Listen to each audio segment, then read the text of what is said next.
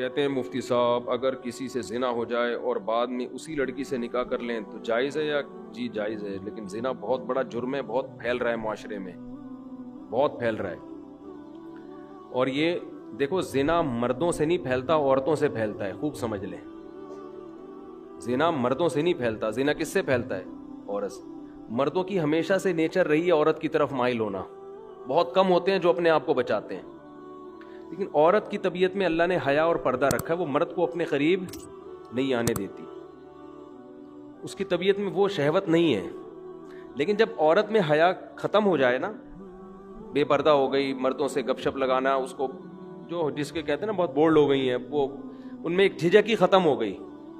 جو ایک مرد سے عورت میں حجاب اللہ نے رکھا ہے کہ وہ مرد سے بات کرتے ہوئے ہچکچاتی ہے، جب یہ ہچکچاہٹ ختم ہو گئی تو اب جب عورت تک پہنچنا آسان ہو جائے نا، تو عورت خود اس کو رکاوٹ نہ ڈالے تو پھر بچنا، پھر چند فیصد لوگ ہی بچ پاتے ہیں۔ اس کی میں آپ کو مثال دیتا ہوں، قرآن نے یہ تو بیان کیا ہے بڑے اہتمام سے کہ یوسف علیہ السلام کو عورت نے دعوت دی مگر یوسف علیہ السلام اس کے قریب نہیں گئے۔ یہ بہت بڑا کمال تھا نا پیغمبر کا۔ اور بھی اس طرح کے واقعات ملتے ہیں، حدیث میں آتا ہے کوئی خوبصورت مالدار منصب والی عورت کسی کو زنا کی دعوت دے اور وہ اللہ کے خوف سے نہ قریب جائے تو ایسا شخص اللہ کے عرش کے سائے میں ہوگا قیامت کے دن۔ تو لیکن اس کی مثالیں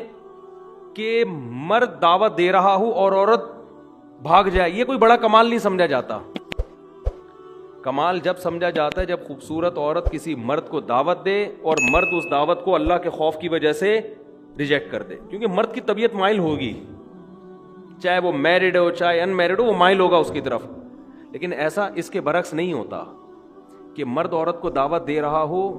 عورت بھاگ جائے تو اس کو کوئی پروٹوکول دیا جا رہا ہو، یار کیا نیک عورت ہے، ایک مرد آیا تھا اس کو دعوت دے رہا تھا اور یہ بھاگ گئی۔ وجہ کیا ہے کہ اس نے وہی کام کیا جو اس کی نیچر ہے، وہ اتنی جلدی مرد